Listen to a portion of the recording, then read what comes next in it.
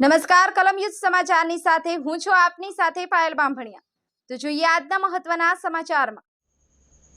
આજરોજ શ્રી નિર્દોષાનંદજી માનવ સેવા hospital ટીમ્બીના doctor staff સાથે મૌન રેલી કાઢવામાં આવી। ગઈ તારીખ 9 ઓગસ્ટ 2024ના રોજ પશ્ચિમ બંગાળના કલકત્તામાં શહેરમાં એક મહિલા ડોક્ટર પર બળાત્કારની ઘૃણાસ્પદ ઘટના બની હતી।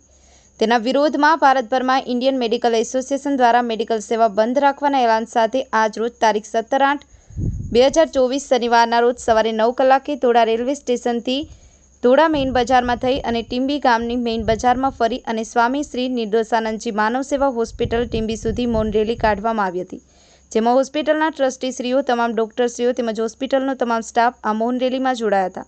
ઉપરાંત આ હોસ્પિટલમાં સારવાર અર્થે આવેલ દર્દી નારાયણોએ પણ સહકાર આપેલો હતો। મુકેશ એસ કંટારિયા સાથે ધર્મેશ દીક્ષિત, કલમ યુદ્ધ સમાચાર, Gariadhar.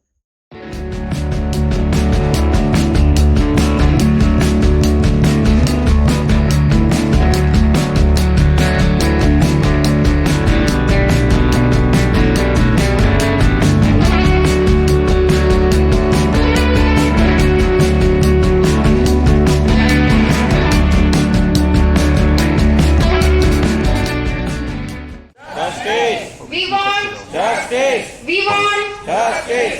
We want Justice! We want Justice!